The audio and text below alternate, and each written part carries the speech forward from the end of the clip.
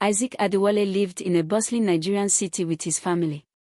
He was the eldest of 4 children, with 2 sisters and a younger brother. His father, Mr. Adewale, worked hard, while his mother, Mrs. Rebecca Adewale, held the family together with her love and care. Isaac had always been their pride, a bright student with big dreams. But life after graduation wasn't as Isaac had imagined. He had been jobless for 6 years, despite his relentless efforts. His once bright future now seemed clouded with uncertainty. Isaac's one ray of happiness was his longtime girlfriend, Amoka. They had been inseparable during university, even winning Best Couple awards. However, Amoka's patience ran out. She left Isaac for a wealthy man who could offer her the kind of life she desired. Her departure broke Isaac's heart. The pain was sharp and deep, but it fueled his determination. "I'll make money," Isaac vowed one night, clenching his fist. "I'll win her back, no matter what it takes." One fateful day, while returning home from another failed job hunt, Isaac heard a car pull up beside him. To his surprise, it was Abel, his old coursemate. Abel looked entirely different, dressed in designer clothes and driving an expensive car. "Isaac. Long time, my guy." Abel greeted with a broad smile. Isaac couldn't hide his amazement. Abel had clearly made it big.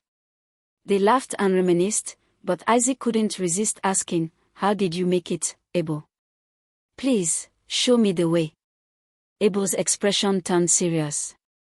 He invited Isaac to his flashy home and revealed his secret: he was into internet fraud, commonly known as Yahoo. Isaac hesitated. Raised in a Christian home, he knew this path was wrong. But the temptation was overwhelming. His desperation whispered, "What other choice do you have?" After days of sleepless nights, Isaac decided to join Abel's business. To keep his family in the dark, he lied. "I found a business opportunity," he told his parents. "It will change all our lives." They were overjoyed, but he avoided sharing details, knowing they wouldn't approve. Isaac moved in with Abel and dived into the world of fraud.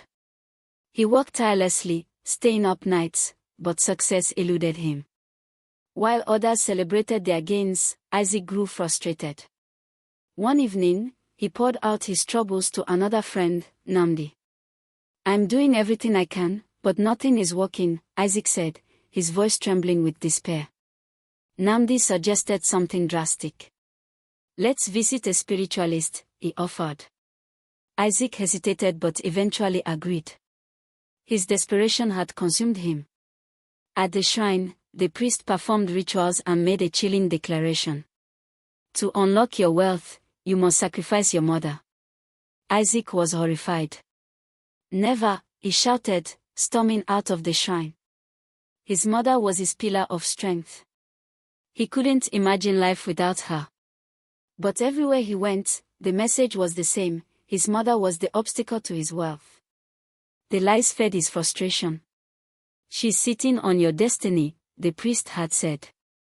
Confusion and anger filled Isaac's heart. He began to resent his mother, believing the priest's words. One day, after yet another failed attempt to make money, Isaac traveled home, consumed by rage. When he arrived, he confronted his mother, shouting accusations. "You've ruined my life. You're the reason I'm suffering. I lost Amoka because of you." His mother, shocked and heartbroken, slapped him. In a moment of blind fury, Isaac pushed her. She stumbled, fell down the stairs, and lay still. Isaac froze. "Mama," he screamed, rushing to her side. But it was too late. Her neck was broken. She was gone. The neighbors heard the commotion and rushed in. When they realized what had happened, they tried to hold Isaac, but he escaped, running aimlessly into the night. The next day, Isaac's lifeless body was found by the roadside. Beside him was an empty bottle of insecticide and a note confessing his journey into darkness. He ended with these words: "A shortcut to wealth will cut your life short." The news of Isaac's death spread like wildfire, plunging the Adewale family into unending grief. The once happy home was now filled with tears and regret. Mr. Adewale, who had always been a firm but loving father, struggled to comprehend how his son could have descended into such darkness. Isaac's siblings, especially his youngest brother, Samuel, were haunted by the loss. Samuel, just 19, couldn't understand why his brother had made such devastating choices. He adored Isaac and had always looked up to him.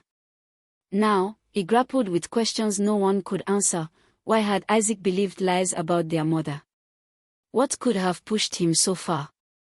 While the family mourned, the police launched an investigation. Isaac's note and his involvement in internet fraud attracted attention. It became clear that Isaac had been influenced by the wrong crowd, and the detectives focused on tracking down Adewale and his circle. Adewale, hearing of Isaac's death, went into hiding. But guilt weighed heavily on him. One night, as Adewale lay awake in his luxurious apartment, a dream shook him to his core.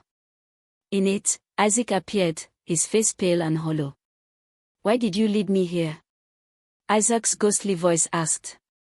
"Look at what my choices cost me." Adewale woke up drenched in sweat. For days, he couldn't shake the image of Isaac. He started questioning his lifestyle but couldn't bring himself to stop. "I'm in too deep," he muttered. Meanwhile, Samuel began piecing things together. He overheard some of Isaac's old friends talking about big money and sacrifices. Something about their hushed tones unsettled him. Samuel decided to dig deeper, determined to understand the truth about his brother's death. One day, while cleaning Isaac's room, Samuel found an old phone Isaac had hidden. Its messages and calls revealed more about his dealings with Adewale and Nnamdi. With trembling hands, Samuel scrolled through conversations where Isaac had begged for guidance and expressed his desperation. Samuel's heart broke, but he also felt a spark of determination. "I have to do something," Samuel resolved. Despite his young age, Samuel approached the police with the evidence. The officers were impressed by his bravery and promised to take action. They encouraged Samuel to stay out of danger, but Samuel wasn't done. He started reaching out to Isaac's former friends, pretending to be curious about their lifestyle. He wanted to understand how this world of quick money worked and why it had such a hold on people. One night, Samuel overheard Adewale's name at a gathering of young men boasting about their wealth. Carefully, he pieced together where Adewale might be hiding. The police, acting on Samuel's tip, raided the location and arrested Adewale. Along with him, they found records of illegal activities and evidence linking him to Isaac's tragic downfall. Adewale, cornered and overwhelmed by guilt, confessed everything. He revealed the spiritual manipulations, the pressure to sacrifice loved ones, and how he had lured Isaac into the fold. As Adewale faced justice, Samuel became a beacon of hope for his family. He spoke openly about Isaac's struggles and warned others about the dangers of shortcuts to wealth. Inspired by Samuel's courage, the Adewale family decided to channel their grief into a positive cause. They set up a foundation in Isaac's memory to educate young people about the perils of fraud and the value of hard work. The foundation's first event was held at their local church.